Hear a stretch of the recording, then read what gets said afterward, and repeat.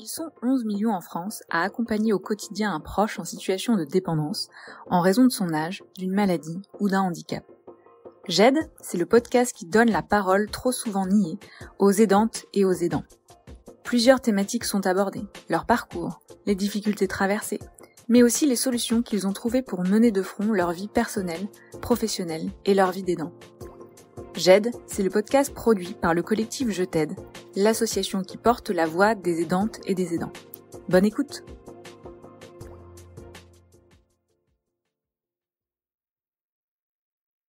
Pour cet épisode sur la rupture sociale chez les aidantes et les aidants, nous recevons Christine, qui nous parle de son isolement, mais aussi de ses projets d'avenir pour rompre ce cercle vicieux. Pour en apprendre plus sur ce phénomène, n'hésitez pas à consulter notre plaidoyer sur notre site internet associationjet'aide.org. Cet épisode est réalisé avec le soutien de notre partenaire Janssen. Bonjour, donc je m'appelle Christine. J'accompagne depuis 12 ans maintenant mon conjoint, mon compagnon, qui est atteint d'une forme à évolution lente de maladie de Charcot. Comment êtes-vous devenue aidante ? Moi, j'ai pas vraiment le sentiment d'être devenue aidante, dans la mesure où quand j'ai rencontré mon conjoint actuel, il était déjà handicapé, très dépendant. Quand je l'ai rencontré, il a posé son choix de faire pratiquer une trachéotomie, ce qui lui donnait la possibilité très simplement de continuer à vivre. Et donc, c'est ce qui a déterminé notre choix de faire un petit bout de chemin ensemble. Donc, à ce moment-là, j'étais parfaitement consciente que le chemin serait probablement difficile, peu carrossable, du fait de sa grande dépendance. Mais à aucun moment, il n'a été question pour nous deux que ma vie ne soit plus consacrée qu'à lui, qu'à mon compagnon. C'était vraiment clair pour tous les deux. On voulait pas que l'aidante prenne le pas sur l'aimante. J'ai pas précisé que nous nous sommes rencontrés, j'avais 48 ans, j'en ai aujourd'hui 60. À partir de là, rien ne s'est passé comme on l'avait imaginé. Mon mari, lui, vivait en zone rurale avec sa maman. Il bénéficiait d'un accompagnement 24/24 via une prestation de compensation du handicap pour les aides humaines. Et nous, on pensait naïvement que les aides seraient présentes pour nous permettre de construire notre vie à tous les deux, tout doucement. Moi, j'arrivais de Paris. Il était convenu que je vivrais d'abord séparément, que je reprendrais une activité salariée sur Lyon. Bon, rien ne s'est passé comme ça. Les aides humaines n'ont pas été mises en place et j'ai envie de dire que tout le monde nous a abandonnés. Donc les services de soins infirmiers à domicile ont décidé de ne plus intervenir. Il y avait une association d'aide à domicile l'association d'aide à domicile de notre canton qui a renoncé au contrat de mon mari. Et même le cabinet infirmier a laissé tomber. C'est-à-dire que même la famille nous a laissé tomber, tout le monde nous a laissé tomber, parce que c'est trop lourd, parce que c'est trop de dépendance, trop de plages horaires importantes, parce qu'il y a la trachéotomie, c'est trop de responsabilités. C'était toujours trop. Et au final, je vais pas revenir sur 12 années d'abandon et de démissions successives de la part d'associations, de sociétés, de familles, de la famille. Ce serait beaucoup trop long. Donc, pour revenir à la question comment êtes-vous devenue aidante, j'avais choisi de vivre auprès d'une personne dont je suis tombée amoureuse le plus simplement du monde. Et j'ai envie de dire que si j'ai été aidante, je l'ai d'abord été dans le regard des autres. On avait fait le choix d'être ensemble, on avait fait le choix que je ne sois pas une soignante, que je ne sois pas une aidante, que j'ai une vie, j'ai envie de dire normale, que j'aille travailler, que je retrouve mon mari le soir, comme la plupart des gens quand on rentre du travail. Et au final, dans le regard des autres, pour la famille, pour les soignants, pour le milieu médical, pour toutes les personnes qu'on rencontrait, j'étais l'aidant naturel. On me faisait comprendre que c'était mon devoir d'accompagner le compagnon handicapé, j'étais là pour ça. Et je me suis même parfois sentie culpabilisée quand je disais que non, non, j'étais pas là pour l'accompagner. Et puis je suis devenue aidante, surtout, et je le suis encore aujourd'hui, 12 années plus tard, de la même façon, par défaut. Je suis aidante par défaut pour pallier au manque d'aide humaine autour de mon mari. Mon mari est totalement dépendant. Il est en situation de dépendance vitale parce qu'il est trachéotomisé, donc sous assistance respiratoire du matin au soir, ce qui l'empêche pas de mener une vie absolument normale. Il se lève, il est en fauteuil, il va sur l'ordinateur, il se promène, il va dans le jardin, il s'occupe de son chien, il fait plein de choses sur son ordi, il fait des courses, il commande des choses, mais euh, il a besoin d'aide humaine, il est totalement dépendant. Et on n'a pas d'aide humaine, on ne trouve pas les aides humaines. Donc je suis devenue aidante parce que, voilà, pour pallier à ce manque-là, essentiellement. Et je le suis toujours aujourd'hui, pour cette raison. Et ce qui me pousse à raconter mon histoire, je crois que je suis arrivée à un tel degré d'épuisement et de découragement. D'abord, je crois que j'ai besoin d'être entendue, de savoir que des personnes, peut-être, vont être sensibles à ce que je vis. Et ça, déjà, ça n'a pas été évident. Longtemps, j'ai pensé que j'avais pas à me plaindre. J'ai un mari qui est atteint de la maladie de Charcot, qui vit quelque chose d'extrêmement difficile au quotidien. J'ai toujours pensé qu'il y avait des gens qui vivaient des choses bien plus difficiles que moi jusqu'à récemment. C'est-à-dire que pendant longtemps, j'ai eu honte et aujourd'hui, je pense que j'ai dépassé ce sentiment de honte parce que mon corps me lâche, parce que mon moral me lâche et que très bêtement un jour, je me suis dit mais tout ça n'est pas juste. Et c'est vraiment ce mot-là. J'ai un sentiment d'injustice par rapport à ce que je vis qui est immense. Je sais que ma santé est très entamée, donc je me dis aussi que je dois témoigner. Je dois témoigner parce que je ne sais pas jusqu'où tout ça va m'emmener. Mon corps me lâche, je le répète.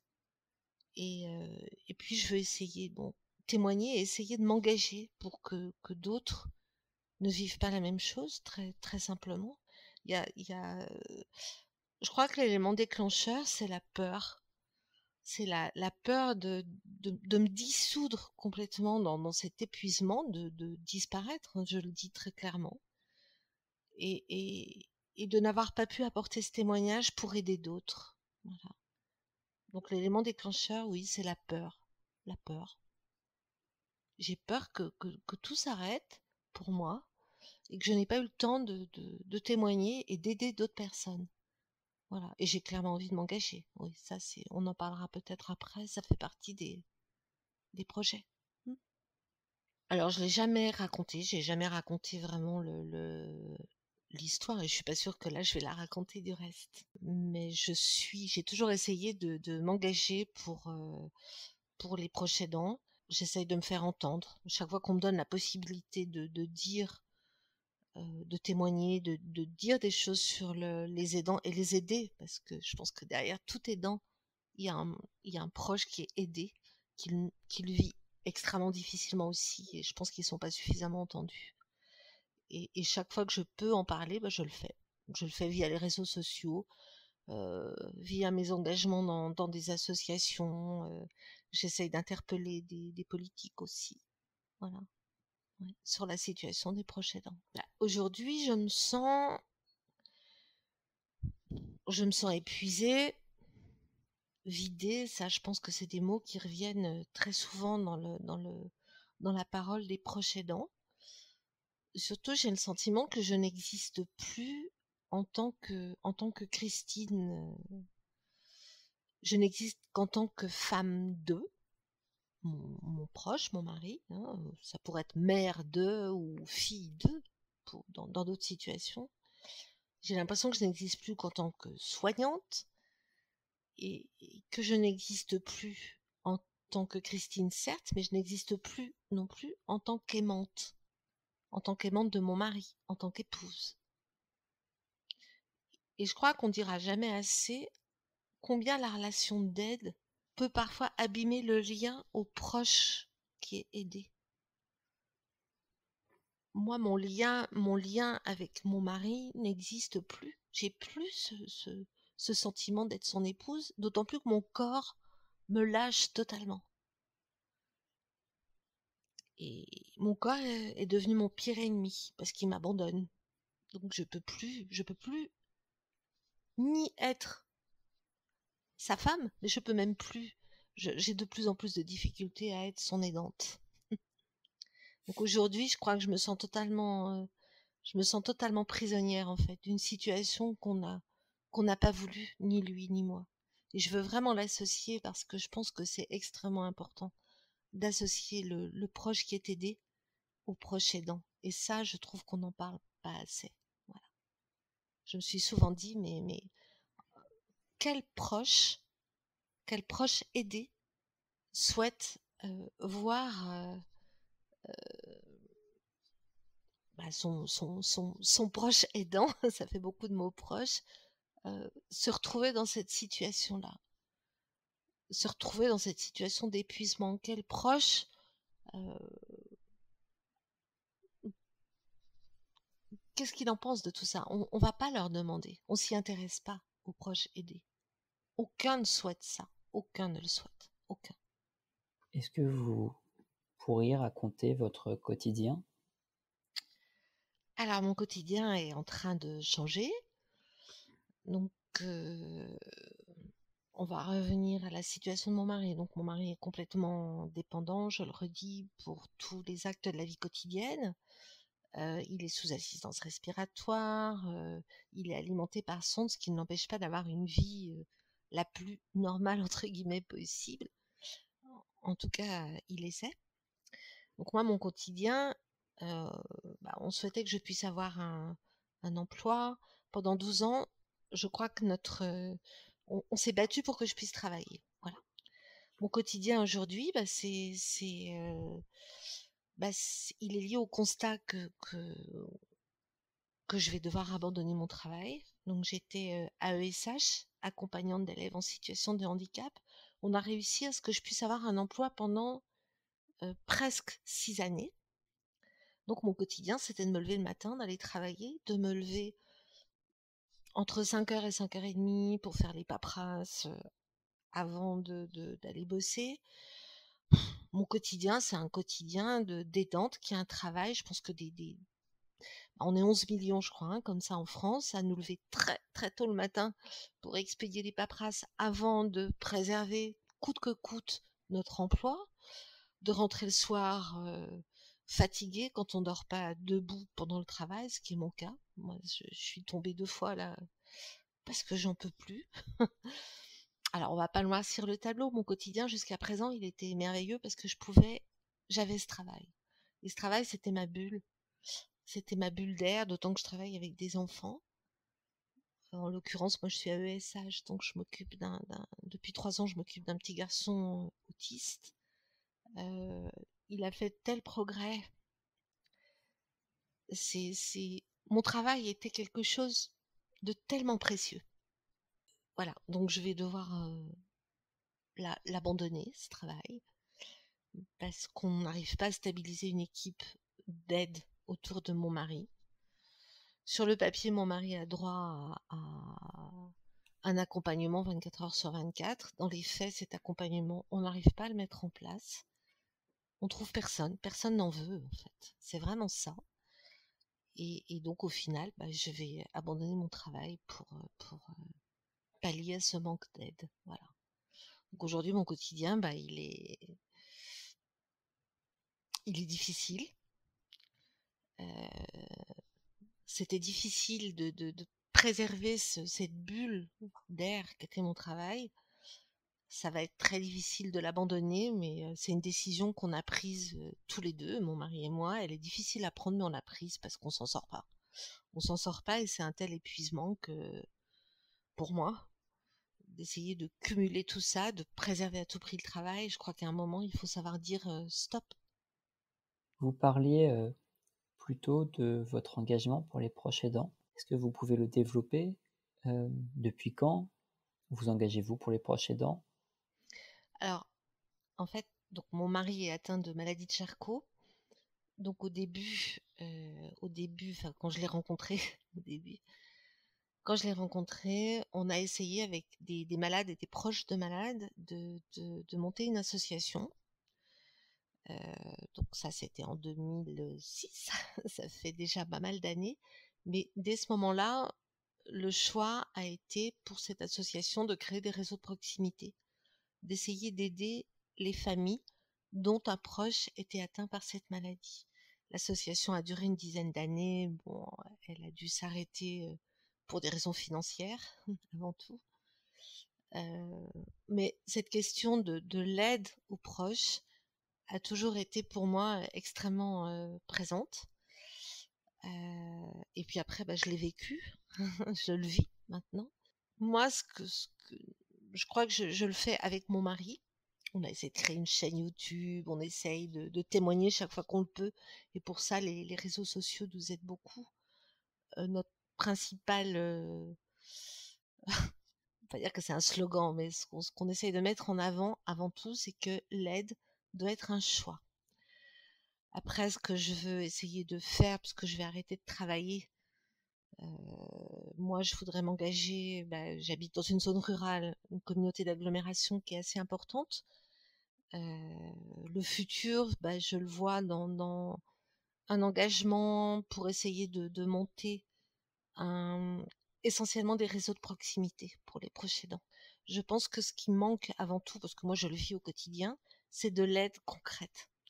C'est pas des structures de répit, c'est pas des soutiens psychologiques. Ça, très personnellement, moi je n'en ai absolument pas besoin. Et le peu de proches aidants que je connais, qui sont parfois aussi des jeunes, des enfants, de par mon métier, j'ai rencontré des enfants qui accompagnaient un parent. Ce qui en ressort, c'est que les structures de répit, on irait quand? On peut pas y aller puisqu'on est là, chez nous, à aider, à accompagner une personne. Donc, non, c'est pas ça dont j'ai besoin, moi. C'est pas ça dont on a besoin. On n'a pas besoin non plus de soutien psychologique. Moi, ce dont j'ai besoin, c'est de gens qui viennent m'aider. Et je pense, et c'est ça que j'aimerais m'investir là-dedans, dans essayer de mettre en place un réseau de proximité avec des bénévoles, où je peux compter sur des gens vont dire: «Là, tiens, moi, je sais pas, je fais de la plomberie, je peux venir vous aider», parce que moi, je suis plombier la plupart du temps aussi. Je fais du bricolage, je peux venir vous percer des trous, vous aider dans votre maison. Moi, je tond la pelouse, tiens, je peux venir vous tondre votre pelouse. C'est plein de choses comme ça. Il neige, ma maison est bloquée par des amas de neige, il y a quelqu'un qui va venir m'aider à dégager ma maison. Il y a énormément de choses qu'on peut faire. Vous faire vos courses. Voilà, des petites choses ponctuelles tous les jours qui vont me soulager, qui vont soulager mon dos, qui vont me faire gagner du temps, qui vont m'aider. Voilà. Et c'est ça le réseau de proximité. Moi, j'ai envie de m'engager là-dedans, d'essayer de construire ça sur mon agglo. Je ne sais pas ce que ça va donner. Donc, j'ai dit que j'allais construire une agglo aidante. Pour moi, l'avenir, déjà, c'est donc d'arrêter mon activité salariée. Je dois préciser que si je peux le faire, c'est que mon mari étant extrêmement dépendant et en situation de dépendance vitale, je peux être rémunérée pour les heures d'aide que j'effectue auprès de lui. C'est un aspect financier quand même important à préciser. Donc, je vais faire partie intégrante de l'équipe qui accompagne mon mari avec des aides à trouver, car pour l'instant, on a beaucoup de mal à en trouver. Je ne serai pas seule. Et donc, je vais essayer de préserver du temps pour m'engager en faveur des proches aidants sur mon agglomération. J'habite à côté de Lyon, en dessous de Lyon. À Lyon, il y a ce qu'on appelle la métropole aidante. Il y a énormément de choses qui sont faites à Lyon pour les proches aidants. Il y a notamment une résidence de répit aidant-aidé. Et ça, c'est extrêmement important de le souligner, à côté de Lyon. Et en réponse, enfin, en parallèle à cette agglomération, à cette métropole aidante qu'est Lyon, moi, ce que j'aimerais faire, c'est sur mon agglomération, qui est une agglomération rurale, euh, voir quelles sont les problématiques des proches aidants, des problématiques spécifiques sur une zone rurale. On est une agglo d'une 30aine de communes et je voudrais voir comment on peut organiser un réseau de proximité en faveur des proches aidants pour leur venir en aide très simplement au quotidien. Et puis au-delà, voir si au niveau de l'agglomération, la création de temps de répit aidant-aidé, pas des structures, des temps de répit, des lieux qui pourraient s'adresser aussi bien aux aidants qu'aux aidés, ce qu'on appelle aujourd'hui des tiers-lieux qui pourraient être ouverts à d'autres personnes, va voir si des lieux comme ça, un lieu comme celui-là pour l'agglomération serait envisageable. Voilà. Donc ça, c'est vraiment un projet que j'ai, parce que ça permet de rompre en partie l'isolement social. Ça permet d'avoir une aide au quotidien, une aide de proximité qui manque cruellement quand on est proche aidant. Voilà, et de rétablir un lien social. Donc voilà, la perspective, c'est celle-là. Est-ce que vous connaissez d'autres aidants ou aidés qui aimeraient participer à ce projet? Alors oui, là j'ai rencontré récemment une personne qui a été proche aidante de son conjoint pendant pas mal de temps et, euh, et qui fait partie du conseil municipal de ma commune, donc qui est très intéressé par le projet. Euh, oui, je connais des élus sur mon agglomération qui sont intéressés par ce projet. Une maman aussi qui est, alors elle, elle est proche aidée et ce sont ses filles qui l'accompagnent beaucoup au quotidien et son mari. Et voilà, des gens comme ça qui sont intéressés par le projet, qui ont envie bah voilà, de s'y joindre. Beaucoup de parents et de conjoints, voilà, comme des personnes qui viennent, qui sont des proches aidants ou des proches aidés, et d'horizons très divers finalement, et de situations. Il y a une vraie, un éventail comme ça de situations extrêmement diverses. C'est ça, moi, je suis très contente d'avoir toutes ces personnes avec moi. Donc ça va prendre forme. En tout cas, j'y crois. Et je pense vraiment en plus, sur une zone rurale, il y a des problématiques très particulières parce qu'on est assez éloignés les uns des autres. La solidarité est différente. Enfin, moi, j'ai été parisienne pendant presque 25 ans et c'est tellement différent à la campagne. Et je pense qu'il y a vraiment des choses à faire et puis qui pourraient être ensuite modélisées, enfin voilà, mettre en place des choses qui pourraient être reproduites dans d'autres agglos, ce serait génial. Ouais. Que conseilleriez-vous à d'autres aidants et aidantes qui seraient dans votre situation?